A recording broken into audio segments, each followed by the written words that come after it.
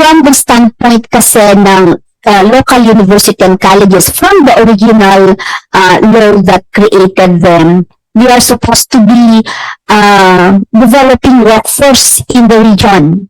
So, and then the right partner sana is the TESDA.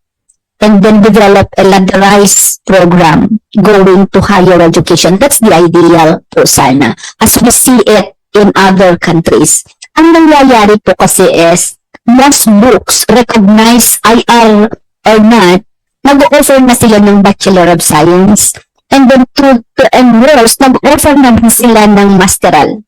And there are those who are attempting to offer PhD already. That's why we are revisiting the guidelines. We are not against the local university and colleges. In fact, we need that. But there are LGUs that are created that are going beyond their mandate, and that creates and produce low quality graduates that would contribute to the number of maybe sometimes unemployment. Based on your legal study, meron bang regulatory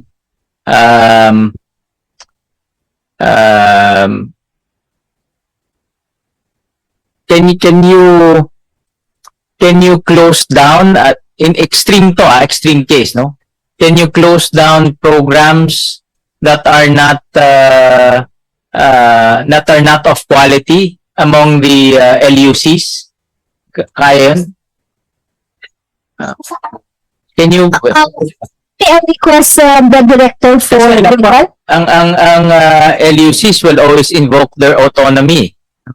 Yan ang parating i-invoke nila eh.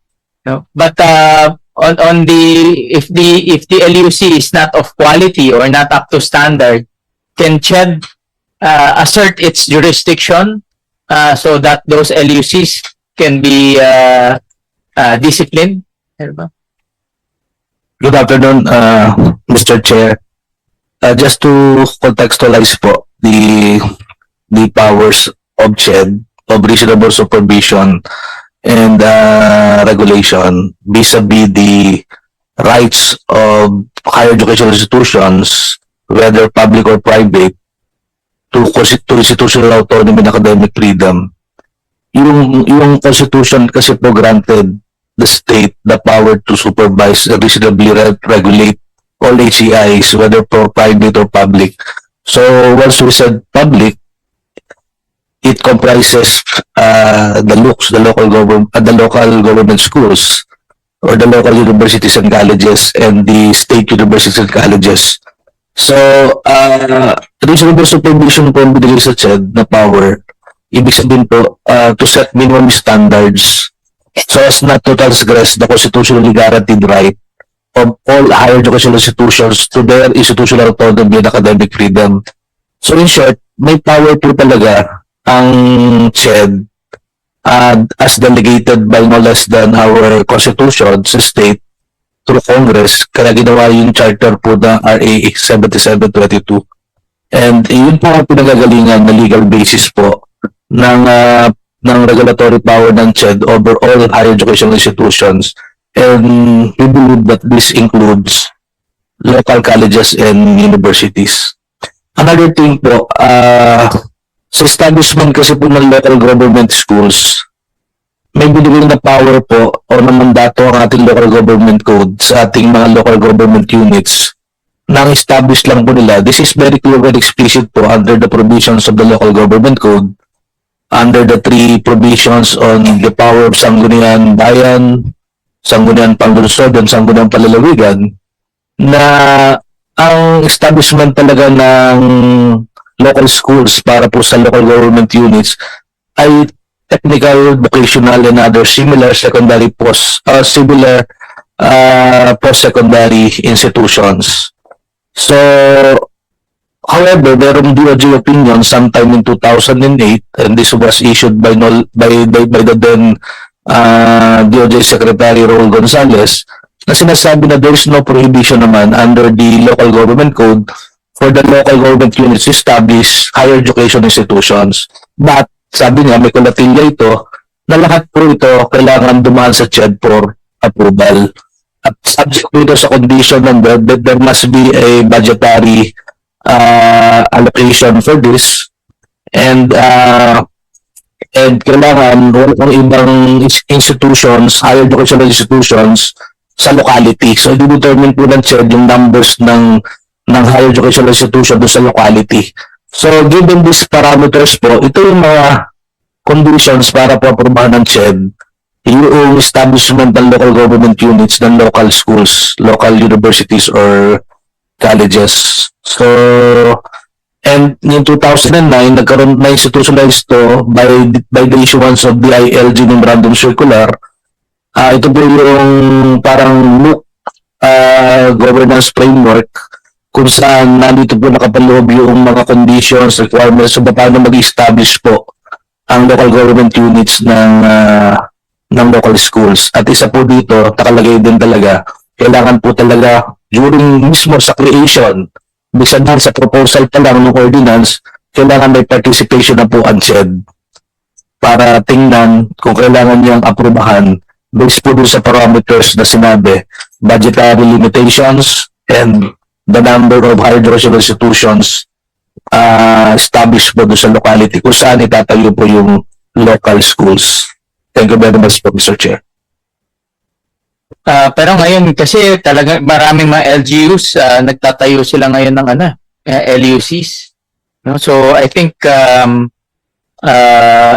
like I said, no, they perform a special role in our higher education institutions kasi mas kabisado nila anong kailangan ng locality nila. But ang pinaka-best way dito is carrot and the stick kasi ngayon, yung mga hindi nabibigyan ng IR, wala silang free higher education. No? So, nape-penalize sila doon. Ang stick naman doon, yun na nga, yung sinasabi nyo na meron kayong regulatory powers over them. Ang tanong ko, yung 40% na walang IR, anong nangyayari sa graduates nila? Are they still recognized? No, yung mga nag-graduate ng bachelor's degree, are they still recognized? And they can still take the board exams?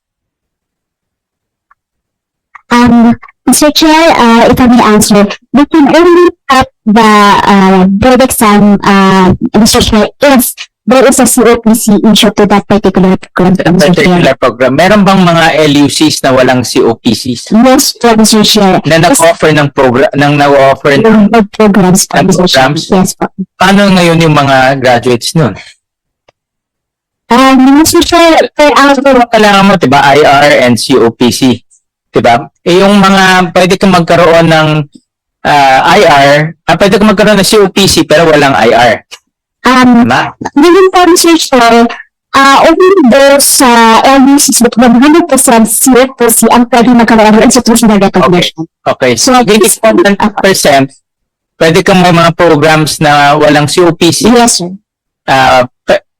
Wala kang IR nun. Yes po, Mr. Okay. Chair. So, paano yung mga schools na walang COPC, nagtuturo pa rin sila, let's say, psychology, or ano ba yung mga tinuturo, mga board courses. No? Paano yung mga graduates nila?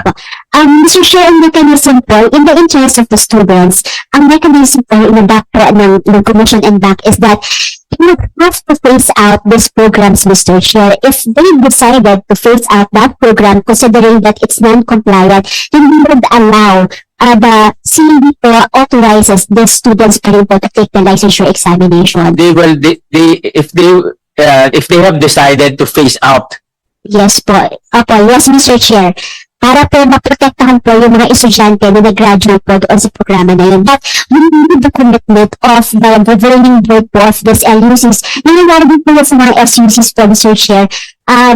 Walang slow po yun nga po, para makapag-graduate po sila, ang mechanism po namin is that we would have to phase it out if they would not be able to comply with the COPC requirements. So, yung mga mag-graduate, pwede silang mag-board exam, provided na wala nang bago. Opo, Mr. Chair. Ganun ang collatilya ninyo. Nakikinig ba sila? Are they listening? Yung Yes, Mr. So what if they don't listen, they don't follow? Mr. Chair, hindi po pinapayagan ng TRC na mag-exam po ngayon yung mga walang secrecy, Mr. Chair. So that's another penalty in other words. Pero ang mapapenalize dyan, yung mga bata, mga estudyante. Apo, admitted mo po, Mr. Chair, kaya po mayroong mga students po na nag-air po ng kanilang mga complaints na yung mga po walang COPC, ang kanilang SUC or LUC, and they told that out na they are not able to take the licensure We examination. publish at yung mga institutions, whether LUCs or SUCs, that are still offering course programs na walang COPCs. Publish that in the website. Wala pong negative list in a sense, Mr. Chair. Correct. Wala po kaming negative list, but ang directive po mismo is for our regional offices to monitor his SUCs, LUCs na without COPC ang kanilang program, Mr. Chair. I'm sure List po nila sa website, Mr. Chair, pero monitoring meron. yes, meron po, That's Mr. Chair. puti andito yung commission. That's one thing that we have to take seriously kasi 4 years nag-aaral yung bata, tapos walang COPC yung course. Pagdating na ng 4 years, gusto niya mag-take ng board, hindi siya ba kukuhain ng board? No? So, I think we need to be proactive in this. Ako, marami akong na-encounter na ganito, no, on the ground. Na-invite pa nga ako maging commencement speaker, no? Nung nalaman ko, wala palang COPC, nagugulat. Hindi ko naman pwedeng tanongin na, mayroon ba kayo COPC bago ako magsalita? Diba? Hindi naman pwedeng ganun. So, nalalaman ko na lang pag nandoon ako. I suggest to have a negative list. No? Kasi para ma-inform yung estudyante. No? Hindi, parang shame campaign na rin yan, pero at least na-inform yung estudyante. And then pangalawa, you have to crack the whip. No? That's why tinatanong ko kung meron kayong regulatory powers and meron naman kayong regulatory powers. No? So, kawawa yung estudyante pagdating sa ganito. Kung yung institution wala silang pakialam, kawawa naman yung estudyante. No? Lalo na itong mga LUCs kasi nga they come from the poorest of the poor. Now, we wasted 4 years of their lives. Then hindi sila makakuha ng hindi sila makakuha ng board for psychometrician kasi psychology very popular. Mabuti paano kung meron pang mga criminology yun. Kasi marami na lang LUC may criminology, diba? So problema yun, hindi siya makakuha ng criminology. So I suggest to the commission to take this very seriously and come up with policies or crack the whip ika nga on those who are violating this policy because kawawa yung mga estudyante. No?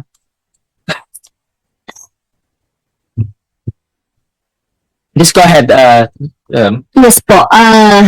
That is a very unpopular decision. And we are really studying it. But for private, Your Honor, we will publicly announce if we close private station its programs.